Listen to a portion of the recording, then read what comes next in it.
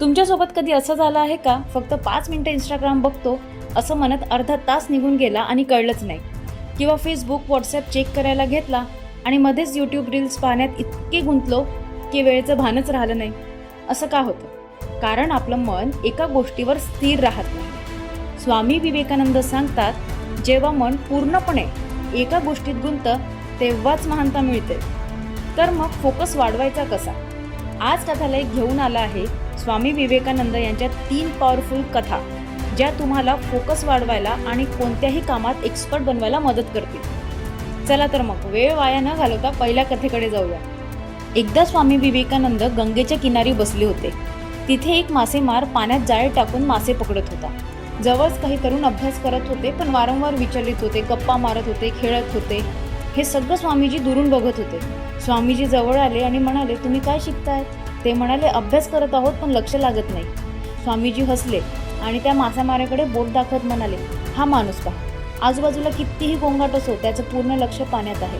त्यांनी त्या मासेमाराला विचारले, तू इतक्या गोंगाटातही इतकं लक्ष केंद्रित कसं करतोयस?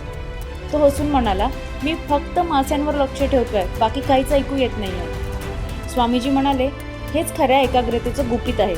जग काहीही करेल पण तुझं लक्ष तुझ्या ध्येयावर असलं पाहिजे.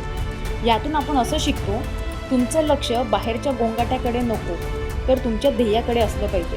दुसऱ्या कथेकडे वळूया. स्वामी विवेकानंद यांच्या आश्रमात एक तरुण शिष्य होता. तो रोज ध्यान करायचा, पण त्याचं मन सतत भरकटायचं. कधी विचार यायचे, कधी कल्पना यायच्या, तर कधी बाहेरचे आवाज त्याला विचलित करायचे. एक दिवस त्याने स्वामीजींना विचारले, गुरुजी, माझं मन एका ठिकाणी स्थिर राहत नाही. स्वामीजींनी त्याला एक प्याला दिला आणि म्हणाले, हा प्याला पाण्याने भरून घे आणि तो हातात धरून संपूर्ण आश्रम फेरी मार. शिष्य म्हणाला, ते सोपं आहे. स्वामीजी हसले आणि पुढे म्हणाले, पण एक अट आहे. एक थेंब जर पाणी सांडलं तर तुला हे परत करावं लागेल. शिष्याने अत्यंत काळजीपूर्वक चालायला सुरुवात केली. तो फक्त त्या पेल्यातल्या पाण्यावर लक्ष केंद्रित करत होता. जेव्हा तो फेरी मारून आला तेव्हा स्वामीजींनी विचारलं, तुला वाटेत काही आवाज आलेत का? लोकांची गडबड दिसली का? शिष्य म्हणाला, नाही गुरुजी, मी फक्त पेल्यातल्या पाण्याकडे पाहत होतो. स्वामीजी स्मितहास्य करत म्हणाले, आता कळलं का? जिथे पूर्ण लक्ष असते तिथे इतर गोष्टींना स्थान नसते. या कथेतून आपण असं शिकतो की एका वेळी एकच गोष्ट करा, तीच यशाची गुरुकिल्ली आहे. आता तिसऱ्या कथेकडे वळूया. स्वामी विवेकानंद एका समुद्रकिनारी ध्यान करत होते. जोरदार वारे, मोठ्या लाटा हे बघून लोक घाबरून पळू लागले. एक तरुण त्यांच्या जवळ आला आणि विचारले, स्वामीजी, एवढ्या मोठ्या लाटांसमोरही तुम्ही एवढे शांत कसे? स्वामीजींनी उत्तर दिले, वादळ येणारच, पण आपण ठरवायचं घाबरायचं की स्थिर राहायचं. त्या क्षणी लाटा जशा आल्या होत्या तशाच परत गेल्या. पण स्वामीजींच्या शब्दांनी त्या तरुणाच्या मनात एक शिकवण मात्र कायमची बसवली. एकाग्रता म्हणजे केवळ लक्ष केंद्रित करणे नव्हे, तर संकटातही मन स्थिर ठेवणे आहे. तर मग कशा वाटल्या तुम्हाला या 3 कथा? स्वामी विवेकानंदचे विचार अगदी स्पष्ट होते. ते म्हणायचे, एकाग्रता म्हणजे शक्ती आणि विचलित मन म्हणजे दुर्बलता.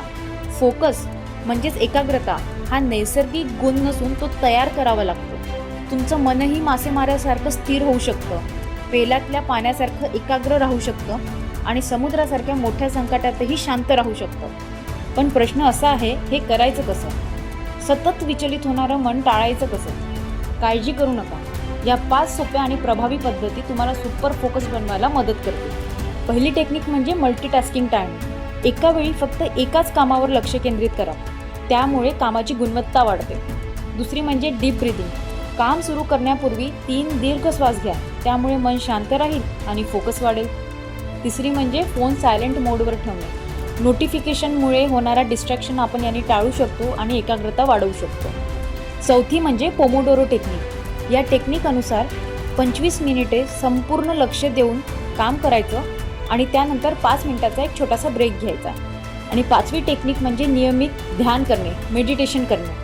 रोज काही मिनिटे ध्यान केल्याने मन नियंत्रित राहते आणि फोकस म्हणजेच एकाग्रता सुधारते. जर या कथा तुम्हाला काहीतरी शिकवून गेल्या असतील, तुमच्या फोकसला नवीन दिशा मिळाली असेल, तर लाईक करा, मित्रपरिवारांसोबत शेअर करा आणि कथालयला सबस्क्राईब करा.